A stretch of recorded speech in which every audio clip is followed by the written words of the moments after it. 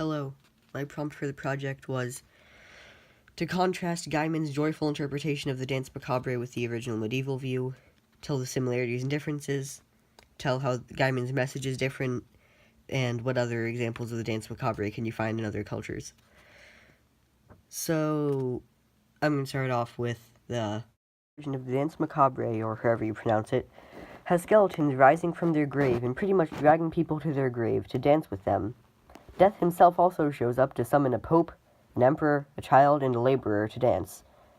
Now don't take my word for it, but judging by these quotes I found on the internet, they may have also been sacrifices. Definitely not 100% sure on that, though. The dance was supposed to remind people how fragile life is, or basically get people to come to terms with the fact that they will die. This was why it was used in times of mass death, such as the Black Death. Now compare this to Gaiman's interpretation of the Danse Macabre. You've got a lot of weirdness going on.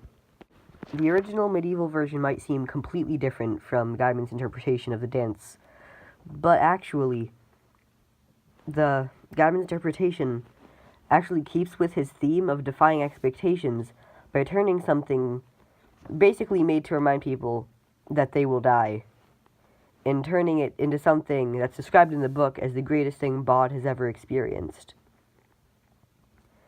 Basically, turning something that definitely has bad connotations and making it sound like it's great.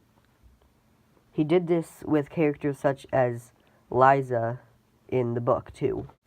This is a Venn diagram of everything, all the similarities and differences that I put on there. Some of these are pretty interesting, so skeletons and ghosts.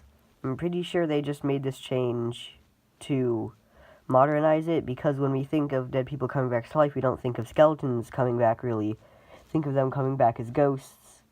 So I think that's probably why they made that change for the medieval to Gaiman. People being unhappy, that's obviously we already talked about the theme of Gaiman taking something with bad connotations and making it good. Dancing at graves, again, probably just to modernize it. All people joined and only the living and the dead joined. This one's pretty interesting because I saw this quote that said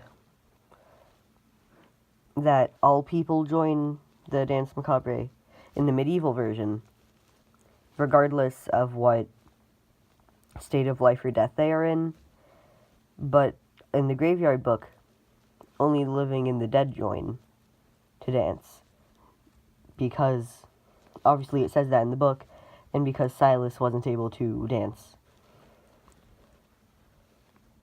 Being forced to dance in similarities, this basically just, because even though it seems like they could or couldn't dance in the Graveyard Book, since everybody in the town was there, I'm pretty sure, and it seems to happen every time this happens, it's pretty safe to say that they're forced to join. And again, the medieval version, they're also all pretty much forced to join. Okay, Death showing up in the similarities too. Obviously, in the medieval version, Death shows up to summon the